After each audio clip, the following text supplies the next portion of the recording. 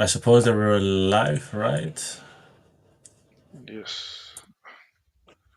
Okay. Let me also check on YouTube, but I think that we're live. Yeah.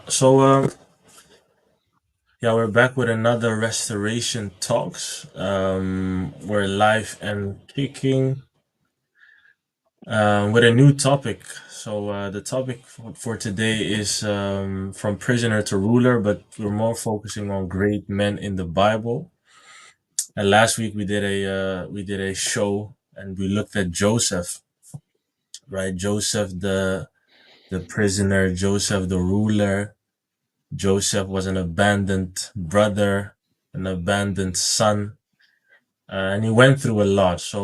During this theme, we're looking at great men in the Bible who faced different challenges, different obstacles, which we can learn from, which we can study. And in a lot of scenarios, we can apply their wisdom to our personal life. So hopefully, we can discuss the challenges of Joseph and not only his challenges, but more so how we perhaps dealt with similar challenges or what we observe from Joseph's lives. And before the show, we were talking with each other and APC and some welcome to you both. we Yes. were uh, we were discussing that most challenges or most adversity or most pain sometimes comes from the people that you love the most, Yeah. right? Just like Joseph, it's not your so-called boss or colleague that hurts you. Sometimes is the one you love the most. So can you elaborate on that? If you see like the people were not there, but you were saying some interesting stuff, so how did you come to that observation and how do you deal with it? When I look at my own life, and I've been through certain ups and downs, and I've been talking with a lot of different people. And one thing comes always back is that most of the times the challenge that we face are from our own circle, from our own close ones. Even if you look like, for instance, Joseph, or if you look like other examples in the Bible, you will see that the people that are closest to you, they know you so good, so they can hurt you so easily. Yeah. And it can be something that someone who's maybe outside of your circle does the same. It will not hurt you the same like someone who is close to you. Like certain words, if someone who's close to you say to you, it can come like a knife to you compared to someone who you don't really hang around with. That's life.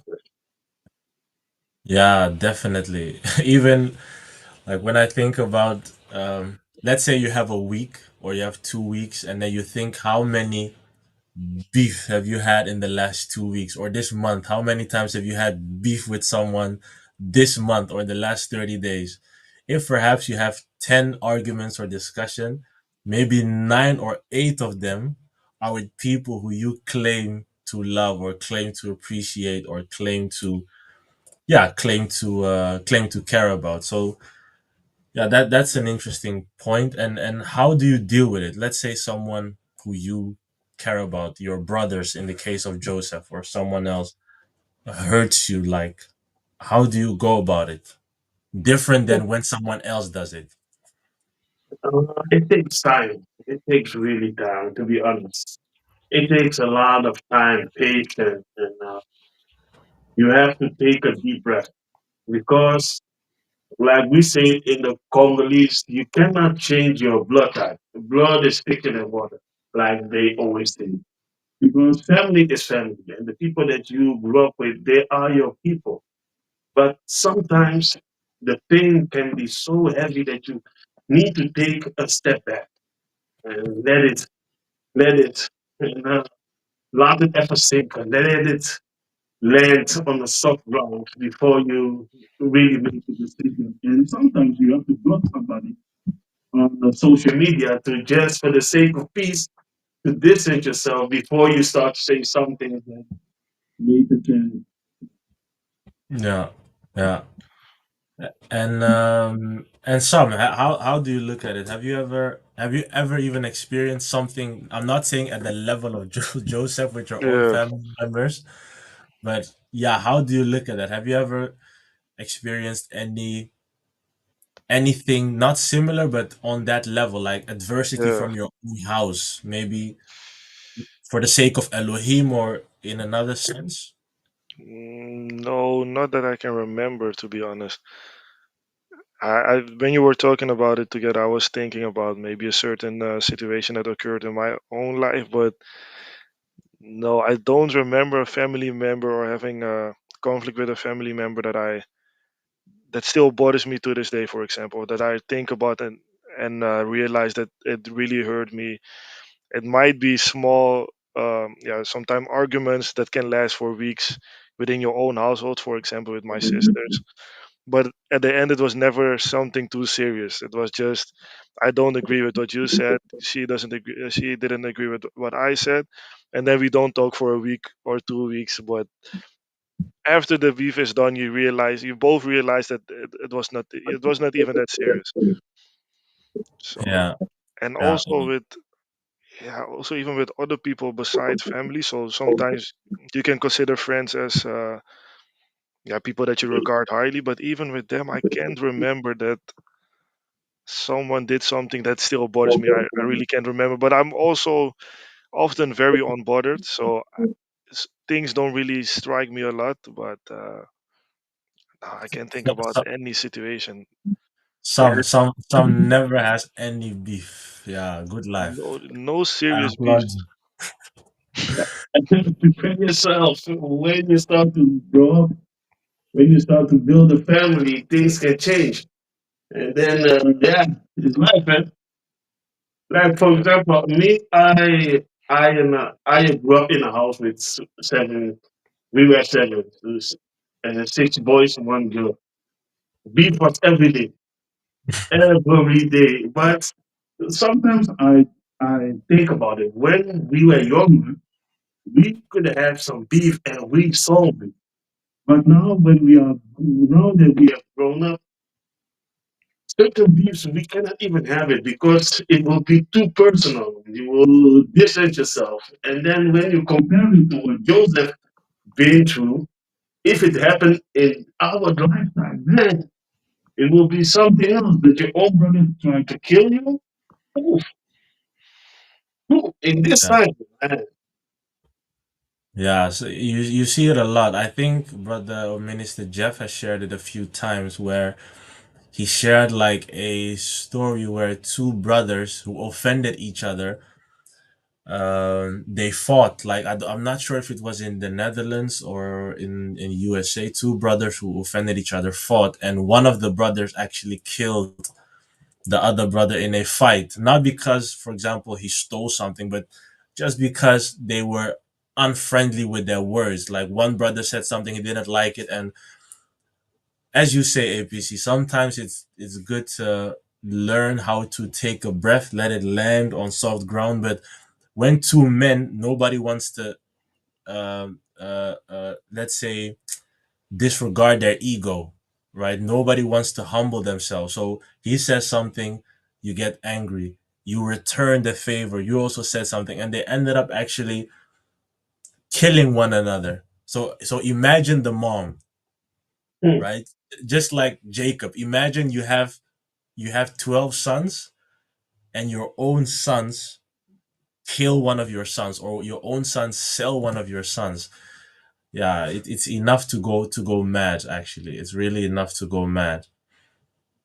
And like one thing that I also notice in the story, like how do you learn how to do good to them that hate you, right? Hmm. Because that was that's like the whole testimony of Joseph, is that he Yeah, was always able to some way somehow do good to them that hate you. Have you ever came in a similar situation? Maybe not hate to the level of the brothers of Joseph, that's really extreme.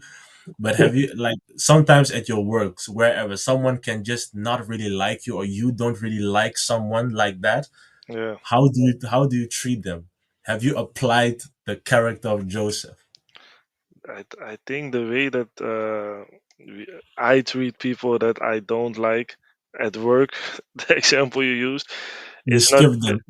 is not on the level of Joseph, because Joseph also showed that even though you have done me wrong, I can still do good to you from the goodness of my own heart. But usually when at work, I think I can speak also for other people. When you just act good towards the colleagues that you don't like, is just faking it. It's just laughing, and as soon as they turn around, your smile fades away. So I don't think it has even slightly reached the level of Joseph, to be honest. And also, even when you think about it, usually when we don't like people at work, it's not even because they have done something wrong to us. Sometimes I just don't like people. It's just as simple as that. Sometimes people just talk too much. They talk too loud, and I just don't like them. But it's not that as if I despise them, but I just don't want to be around them. And the example of Joseph is more being good to people that wronged you. So when I also want to reflect that to my own life, but like I mentioned before, maybe it is right now. I think if I think about it for more than 30 minutes, I can even mention 10 examples of people that I still don't like to this day because of something they did. That might be that, but I don't know how I would go around that situation, to be honest. Because when I dislike people, I think they can even read it off my face without me saying something. You So can read it on your face. Yeah. yeah, Oh, it's a virtue. It's. I don't even know how you can get to the point where, because some people, even if you reflected on people who, for example, go to church, yeah, right? Sometimes you have beef. People have beef with each other in the church for something that is not even 1% of what you read in the story of Joseph, and they already hate each other. Sometimes people hate each other based on assumptions. Yeah. Because somebody, you assume that someone looked at you a certain way, so because of that, you don't like them. That is the level which we.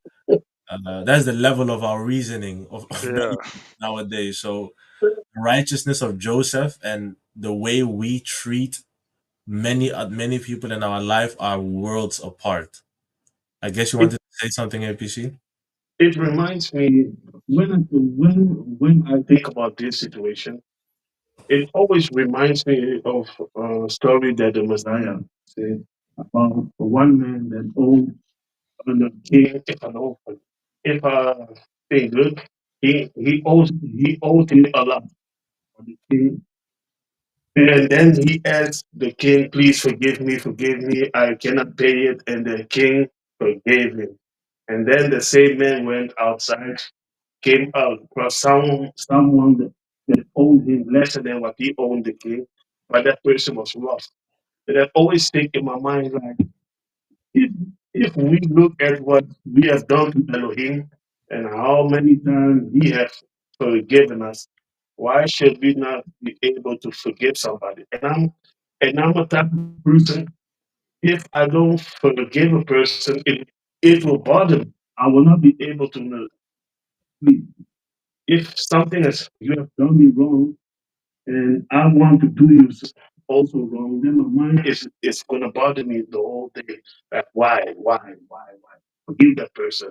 I've been through situations where people that I used to love, people that I hold dear, they were close to me.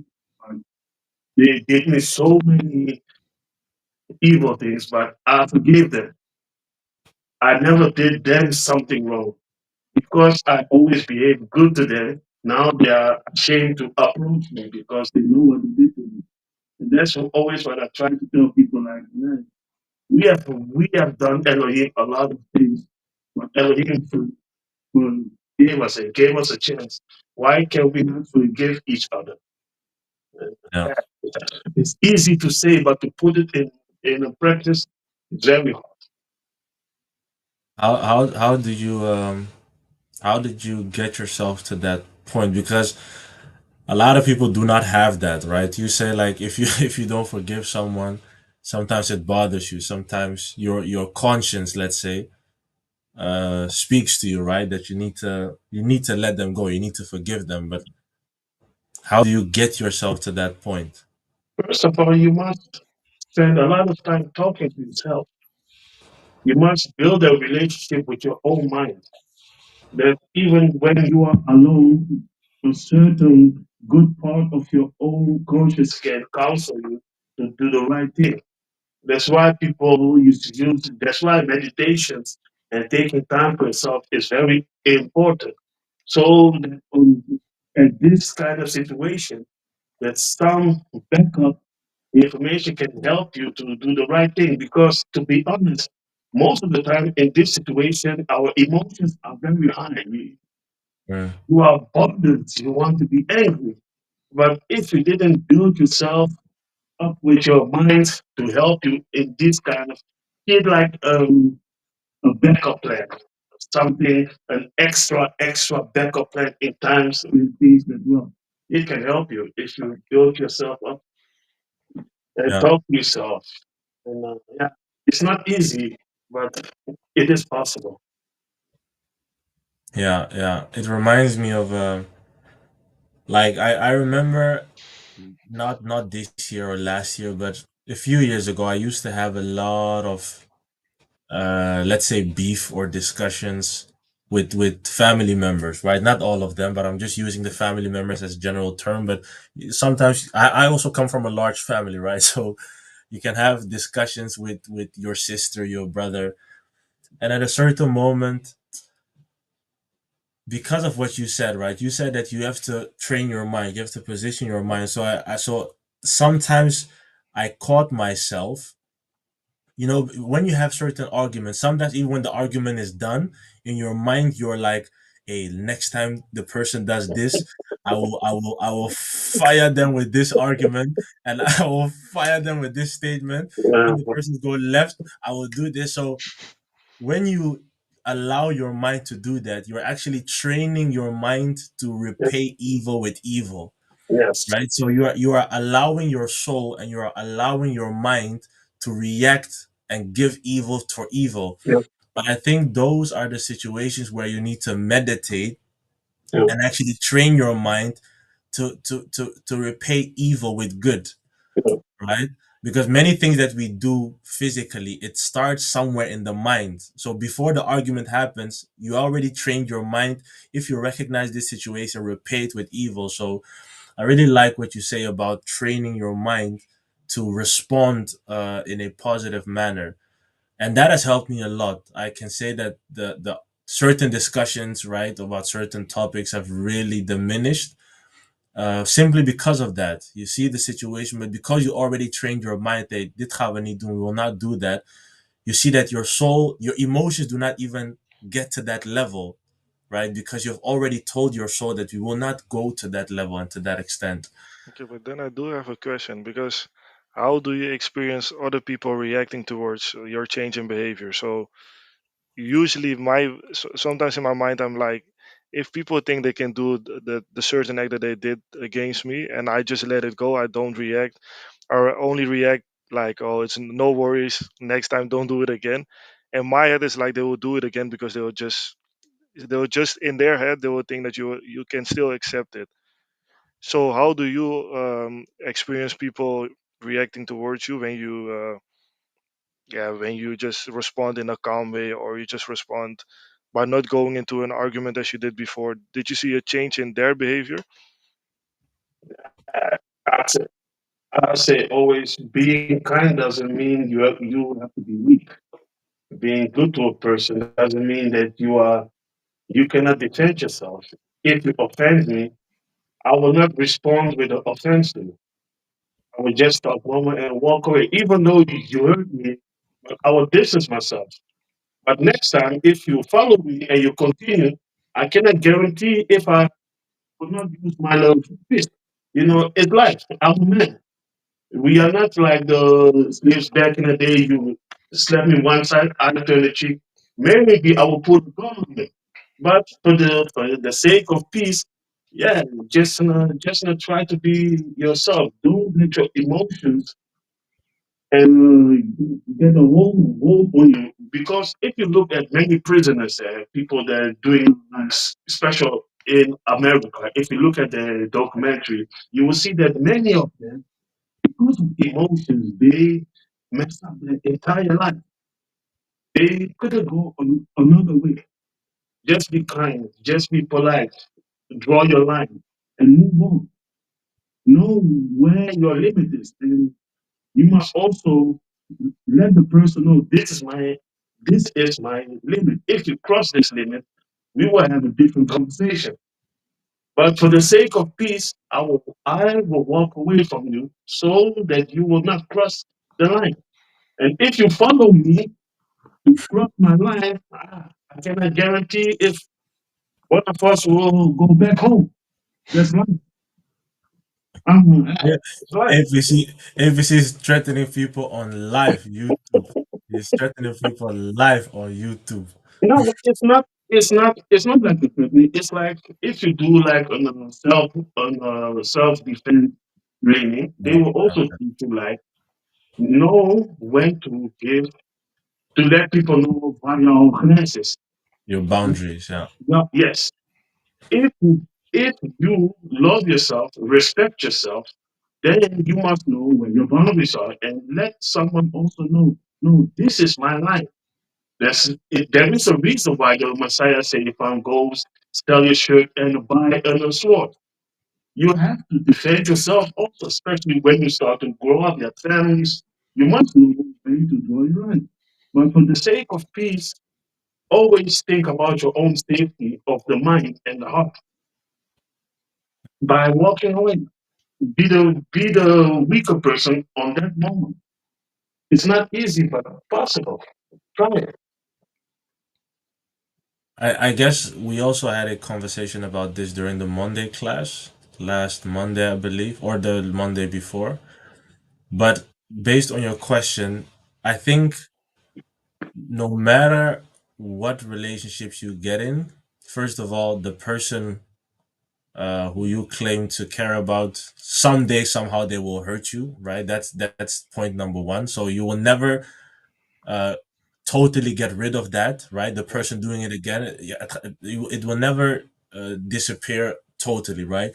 But I think that you need to learn, not you, but anyone needs to learn how to love people from a safe distance, right? So when someone does something to you and you notice that this person is able to repeat and repeat an offense, right? Something that's not right, you need to become like David, for example, right? David lived in the house of Saul, and Saul wanted to hurt him, and he was hurting him repeatedly, repeatedly. But the Bible says that David behaved himself wisely in the presence of the king, meaning he was able to anticipate certain behaviors, and he didn't offend Saul, but he then tried to put himself at a safe distance. For hey, you see that something is going a certain direction, you remove yourself from the situation. Or if you meant it to stop you for, you think a few steps ahead. It's just like the story of Joseph, right?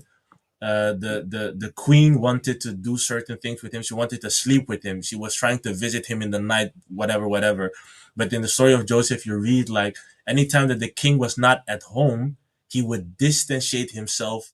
He would put himself in a safe distance. He would think steps ahead so that she would not be able to repeat the offense, right? Yeah, And in any situation, it's different, but you don't need to just leave yourself open to be offended and for people to walk all over you, right?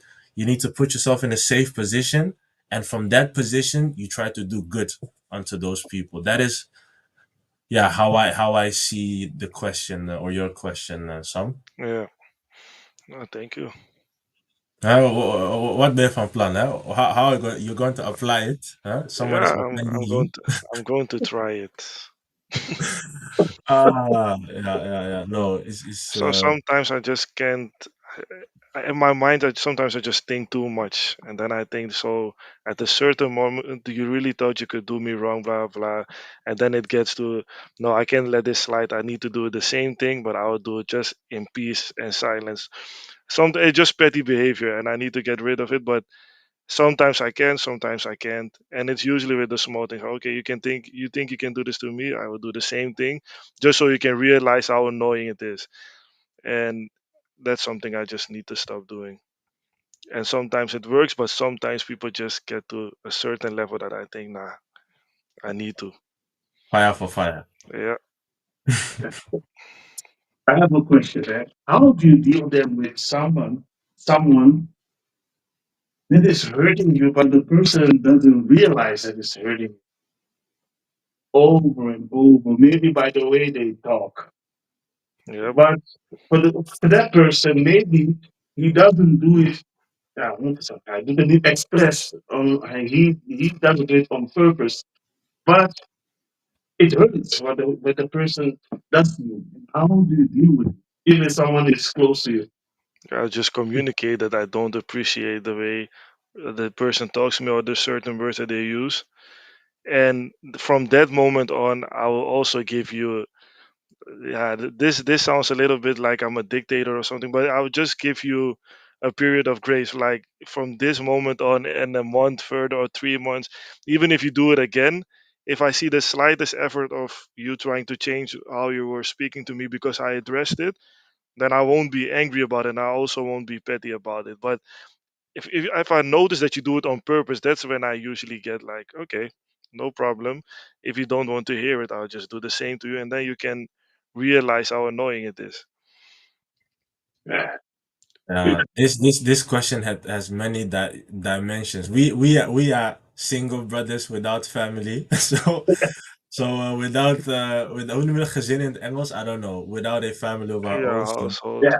yeah, there are levels to this. So No, but not necessarily in like a family or relationship. It can be also a friend that has a certain behavior Yeah, yeah. that you realize, like, man, this behavior is not good.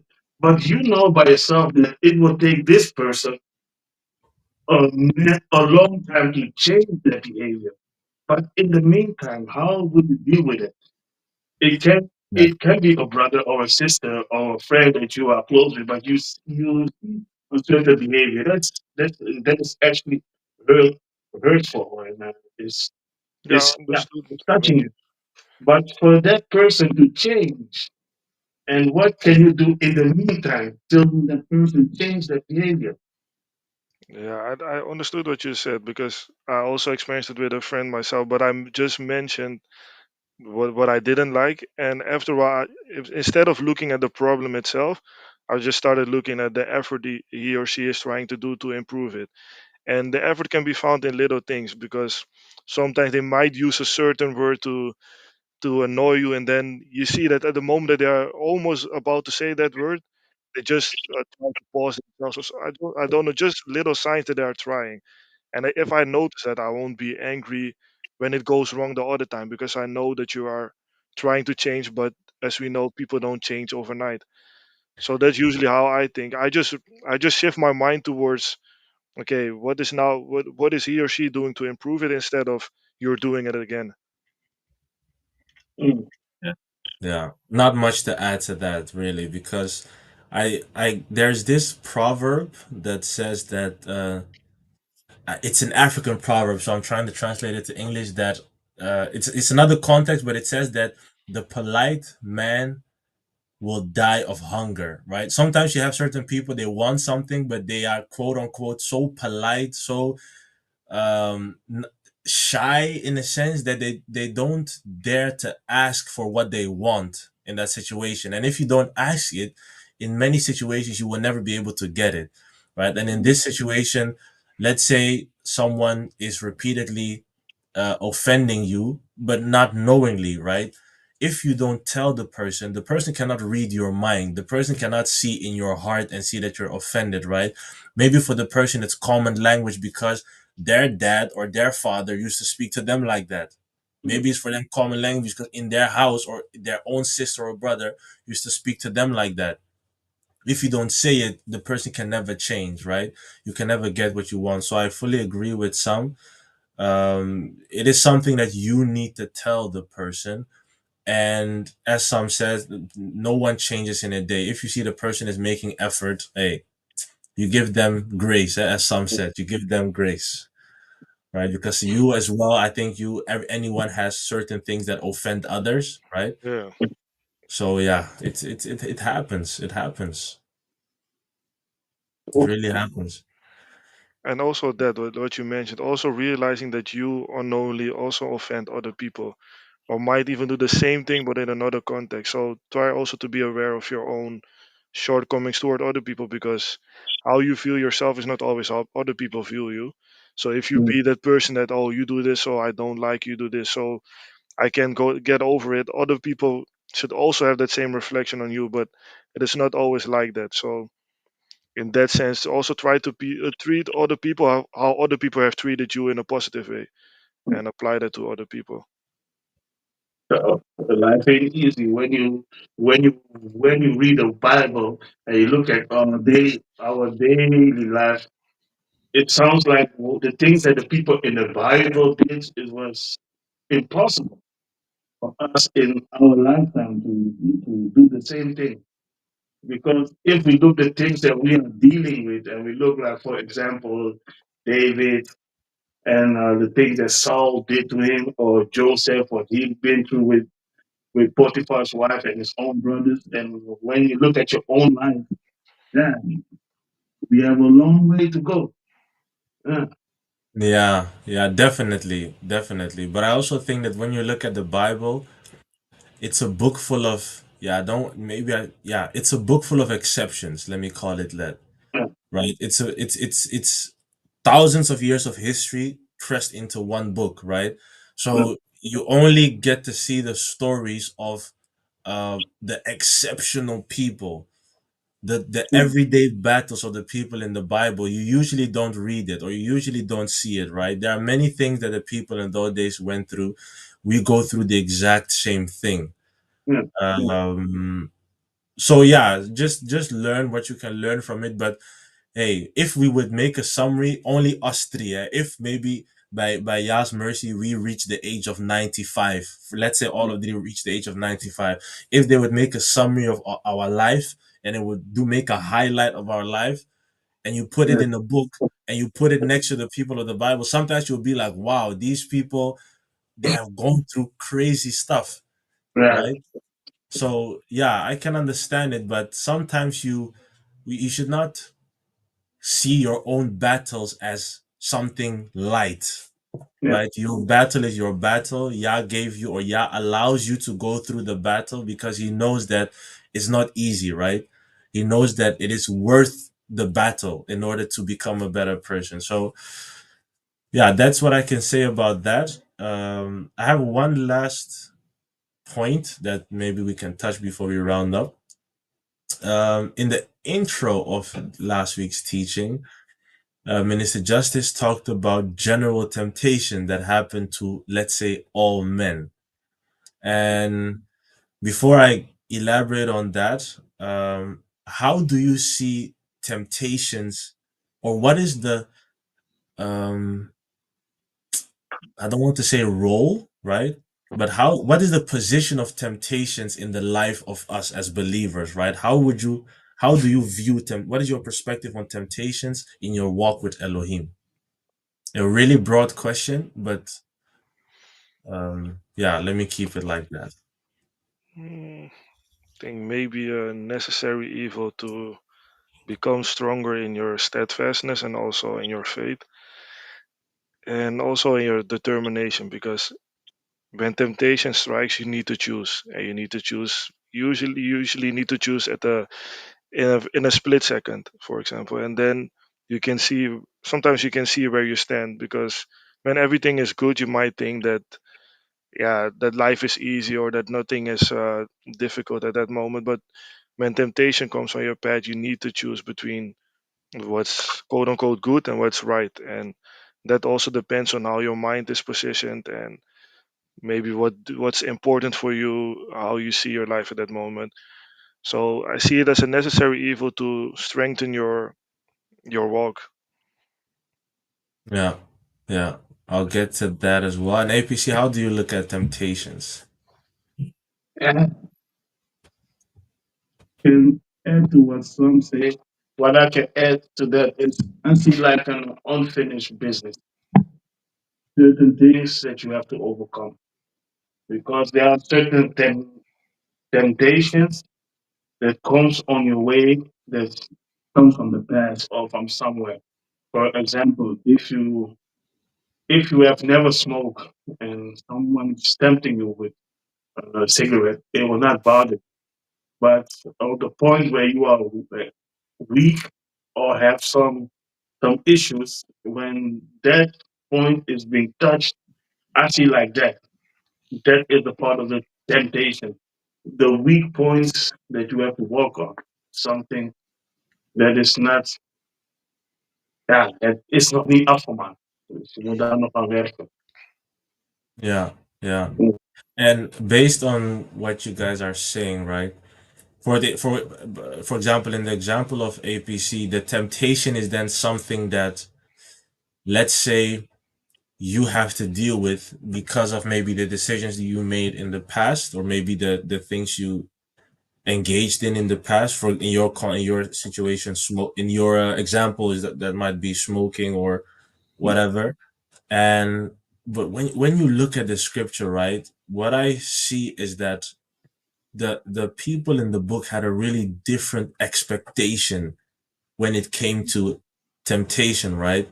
Sometimes when we get in our or we start our walk with Elohim, you expect that because you believe, your marriage has to be perfect, right? You expect that because you believe, someone in your family cannot die, or right? You have certain expectations. But what I see in the story of Joseph, in the story of other people in the Bible, Naomi, David, even when they went through temptations that might not been directly because of a sin or because of something they did, it never came up to them that um, it could not happen. It never came up to them that Elohim is now less because of my temptation, because that is how many people go to church, see it.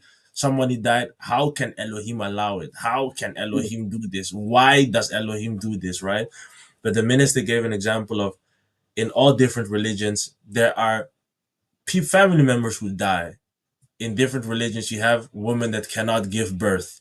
In different religions, you have a father that loses a son, a mother that loses a daughter. So that is what I wanted to highlight about the expectations that we have when we walk with Elohim. So yeah, I don't know if you guys have anything to add to that, or how you look at that. Maybe in your own walk, maybe you had certain expectations about Elohim and temptation. Actually, I myself always think Elohim is bigger than the temptation. Elohim is more powerful and he understands the situation better than we do. And sometimes we think like Elohim doesn't get it or nobody understands it. But Elohim knows what you are going through. And yeah, not easy, but you have to keep pushing. And yeah, sometimes the only thing that you can do is just keep moving forward and put your faith in Elohim and keep doing what you have to do. It sounds Yeah, it sounds basic, but sometimes you have to just do that because your own mind can be also your biggest challenge and your biggest thing that will make you stumble. So keep moving forward.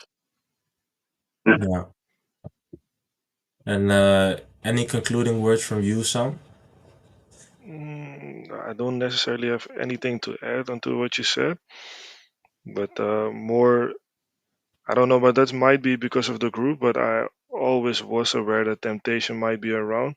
And also, when you read the Bible for yourself, it also comes across multiple times, but also that there's usually no temptation too difficult for you.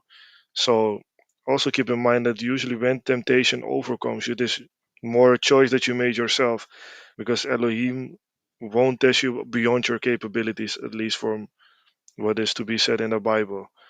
So to keep in mind that it is always a choice, and also you can fail sometimes, but keep in mind that it is an Elohim that puts you in the situation to make you do wrong, but it is more to maybe show you how strong you are, or maybe to how strong you can become, and or just to have an accomplishment like if I can overcome this temptation, why can't I overcome the rest, instead of if I feel this temptation, I can do anything else because I'm too weak for Elohim. Because if you were too weak for the whole situation, Elohim wouldn't have put you in that situation to start with. Yeah, yeah, Allowed yeah, the situation to happen. yeah, yeah. Really valuable. Yeah, Elohim doesn't. I think it's somewhere in the New Testament, Timothy somewhere, that he doesn't put you in a trial that is above your uh, capabilities. So I don't have much to add to that, but a general reminder to all of us, right? The temptation that we are in, it doesn't make Elohim less than he is. It's not because you see the expect or the temptation as a mountain that it is a mountain for Elohim. That's not the case, right? So yeah, I pray that Yah will strengthen us all through our difficulties, our temptations, give us the ability to apply the scripture and the wisdom of the scripture to our own mind, right? To get our expectations to the right place. And hopefully, we'll end with a testimony. If you look at all the wonderful stories you read in the Bible, they all came out of adversity and temptations, right? So that is how Yah writes the story of his children, right? You see that in the scripture. That is how he writes it. So yeah, I think we can round up from there. If you guys don't have anything to add, I think we can round up from there. And that's it. Next week tomorrow, we have the second episode of the theme Great Men in the Bible. So you can tune in live on YouTube and on Facebook. If you have any questions, anything that you would like us to address in other shows and whatever, you can just let us know on Instagram, Facebook, and we'll try to make it happen. So I wish you all a good night. APC, some have a wonderful evening until we see each other again. Yes.